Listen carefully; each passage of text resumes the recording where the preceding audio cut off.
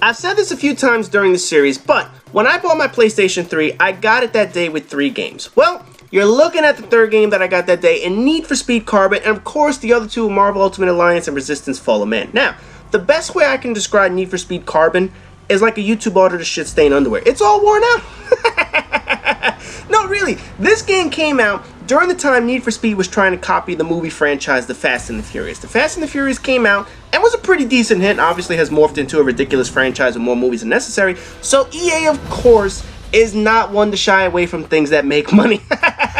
So they had their studios jump in on the bandwagon and start making import tuner, racing crew, underground league racing games that glorified street racing. Before this game came out, I believe they had a number of games that came out right before this one, like Underground, Underground 2, Most Wanted, or some shit. I don't remember which ones, but I think they had a whole bunch of them because it was kind of getting repetitive. As I had skipped this game for PlayStation 2, obviously, I needed to get something when I bought my PlayStation 3, and I wanted to get something that was a little bit familiar. Marvel Ultimate Alliance was brand new to me, and I only knew it based on reputation. Resistance was touted as the best release game on the console, so I went ahead and I got those two, but I didn't know anything about those two games. I never played them, so I needed something familiar, and my choice was Need for Speed Carbon. And in all honesty, this game is pretty cheesy. The issue that I have with this game, and all the ones that came before it, is the story. And it's pretty much the same thing in every single game. As the main character, you come to a town that some douchebag lives in. The story makes it seem like that douchebag is king shit of the town. Like he's in charge of something, which makes the storylines even more laughable. Each douchebag in these games needs a douchebag name, like Smoke or Viper, or I believe Razor was in one of the games or some shit like that. There's a guy named Wolf in this game. So to complete the douchebaggery, you need a ridiculous name that no parent would name their kid. I mean, seriously, motherfucker, do you ever see a bad guy in a racing game named Bob? I mean, think about it. Do they ever have normal names like Jim or Joe? No, they need names like Lucifer to make them sound like a douchebag. So to go along with each douchebag is the main female character. You know, the semi-slutty girl that looks like she'll give up the goods pretty quickly after one strong drink. In some way or form, she's either the douchebag's girlfriend, his sister, maybe your ex-girlfriend, whatever the fuck. In all these stories, you need a slutty-looking girl that'll probably take it in the ass or something. You also need a few allies on your side who will tune your car and play your conscience in the game. You know the type. Some oddball named Geek or something. You know, the main character wants to kill the bad guy, the douche in the game, but Geeker is always talking him out of it temporarily. He's the one that'll fix the car on the side and tune you up so that you're all pimped out to basically race all the hardest races and shit like that. Then eventually, the slutty girl secretly meets with you and she tells you she doesn't like her douchebag boyfriend Pyro anymore, whatever the fuck his name is. She only has eyes for you. However, you need to win some races in order to fuck her in the ass. Does this shit sound familiar?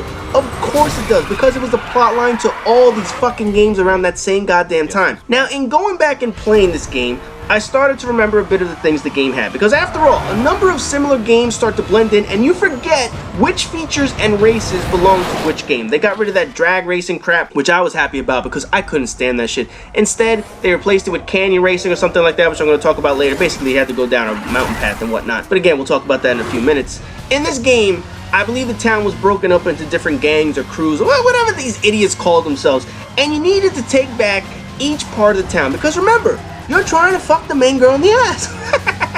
So you race each crew or whatever the fuck they call, you beat them, and then that part of the town is yours. Yeah, okay, these fake pussified gangs lose a car race and their area or turf is now yours. Just think about how crazy this sounds in real life. Yeah, that doesn't work out too well. Hence, why these storylines sound so fucking stupid in video games. Anyways, as the story progresses, you race around the town they created and all the different events that they have and all the different cliche neighborhoods that they have. You know, there's like a Chinatown looking thing, there's like a docks that they have, a downtown area, the hillside area where all the mansions and rich people are and shit like that, with all the winding roads. That's where all the canyon events and shit took place.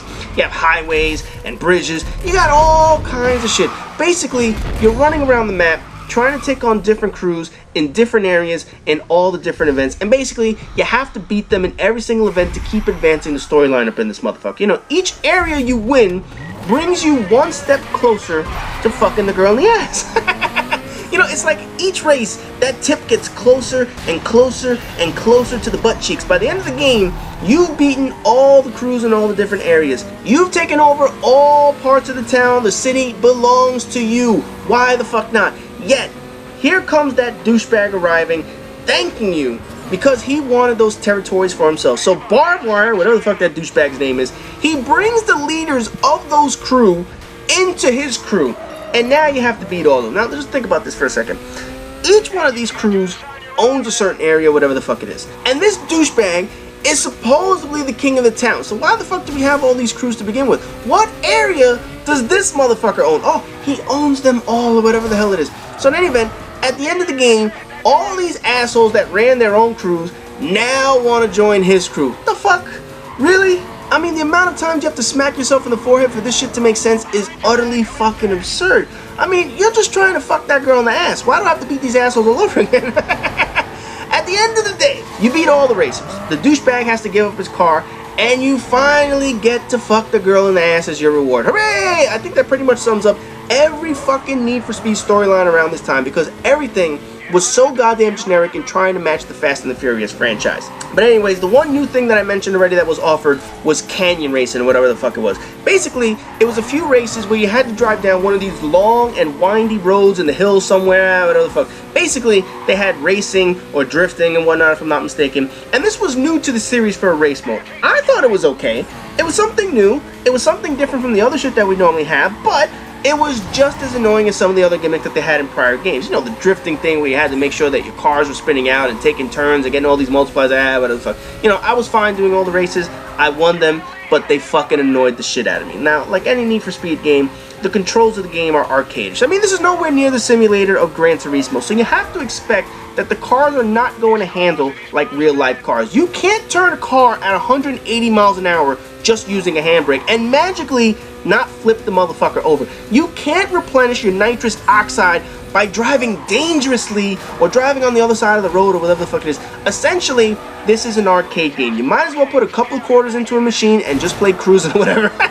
Oh man, y'all remember cruising? I mean, people would sit there and spend like $50 on that motherfucker. I ain't gonna get into that bullshit. Going into any Need for Speed game, you have to know this ahead of time, because people usually pick on Need for Speed games for being unrealistic, but that's exactly what they are, unrealistic. The problem with Need for Speed games around this time was they wanted these cheesy storylines to milk movie franchises they had nothing to do with. Although I think Need for Speed just released their movie or whatever the fuck, probably mimicked some of these stupid ass games, and you know what, I'm not even gonna worry about that shit. This was my first PlayStation 3 Need for Speed game, and while I certainly don't regret buying it because I needed to play certain things at the time, obviously this is not a great game. It's some of the same shit repeated over and over and over again, but it's the first of 4 Need for Speed games that I have, and I still have 3 more left to go this week. But starting with tomorrow, I'm gonna have what I call the worst game of my collection. That's right, I have alluded to this for weeks, but tomorrow will be my most hated game in my collection. A game I absolutely regret buying and that I should have sold for a pack of Skittles or something.